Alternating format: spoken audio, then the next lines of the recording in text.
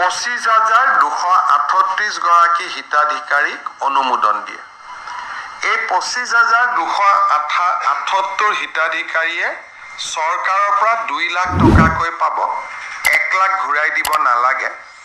1 লাখ 5 বছৰত পিছত এটা ইকুৱেল ইনষ্টলমেণ্টত তেওঁলোকে ঘূৰাই দিব লাগিব। 5 বছৰ 2 লাখ টকা ঘূৰাই দিব নালাগে। 5 বছৰ পিছত 1 লাখ ঘূৰাই দিব নালাগে।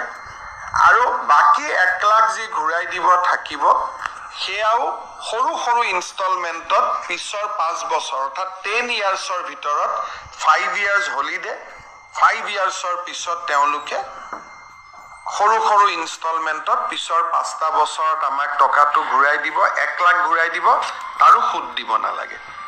1 লাখ ৰাজ সাহায্য, 1 লাখ ঋণ আৰু ঋণো উভতাই দিব লাগিব উইদাউট সুদবিহীন ঋণ।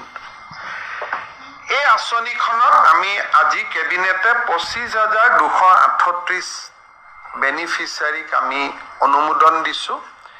3 নৱেম্বৰত এই আঁচনিখনৰ ধন আমি গুৱাহাটীত কেন্দ্ৰীয় অনুষ্ঠান এটাৰ জৰিয়তে আনুষ্ঠানিকভাৱে বিতৰণ কৰিম।